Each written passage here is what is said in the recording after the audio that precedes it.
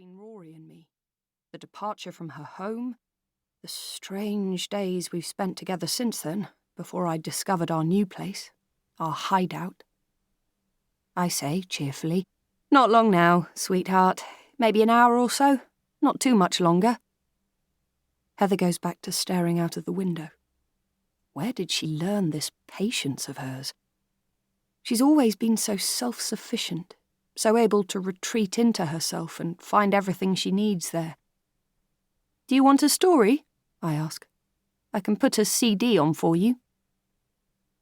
"Winnie the Pooh?" she says eagerly. We had it earlier, but I don't mind if she wants it again. I can shut out the narrator's voice and think.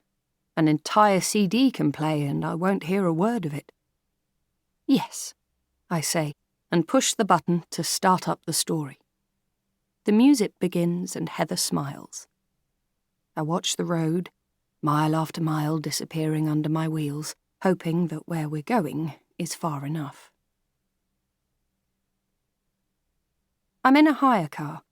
I didn't use my own, because I know that every car on the motorway is recorded on camera and that there's an automatic number plate recognition system that means anyone using a major road can easily be tracked. I don't have a satellite navigation system for fear that I can be traced by it, so the journey takes an age because I follow the minor roads through countryside and small towns and villages. Not only that, but I've taken a strange circular route miles out of my way in order to confuse anyone who might be on my trail. Every now and then I have to stop in a lay-by and learn the next bit of the route. I can't hold the whole thing in my head in one go. That's something else that's happened recently. My short-term memory is kaput, and things fall out of it swiftly and completely. As we near our destination after a long day driving, the route becomes more complicated, and I have to stop more frequently. Heather has dozed off in the back of the car, her head lolling against the side of her safety seat. I'm glad. The journey has been tedious, the breaks at service stations limited to refilling petrol and quick loo visits, and the starts and stops only make it worse.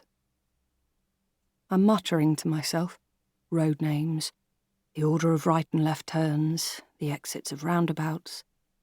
We're in a part of the country I do not know well at all, and I feel almost as if we have gone abroad. Perhaps that's what they will think. That's where they'll be looking. I laid as many clues as I could to give the idea that we were leaving Britain. I emailed for information on accommodation in France, Italy, and Spain. I bought tickets for planes, trains, and ferries, creating a trail that led away in many different directions, hoping it would all cause enough confusion to buy me some time. But it probably won't fool anyone. There won't be a record of us going anywhere, our car won't actually roll onto the Channel ferry, or our luggage be put in the hold of an aeroplane while we take our seats in the cabin. There won't be any CCTV footage of us, a white-haired woman in sunglasses holding hands with a small girl, as we walk through a terminal or pass through security. Our passports, scanned and checked, would surely be logged somehow to show that we'd crossed the border. Isn't that what happens? Don't they keep tabs on us all? The problem is that I don't really know. But I've absorbed somehow the impression that we cannot hide, not these days. The speed of communication, the networks that surround us, the cameras filming us, the satellites tracking our movements, our electronic footprints. It all means that we can't go unnoticed for long.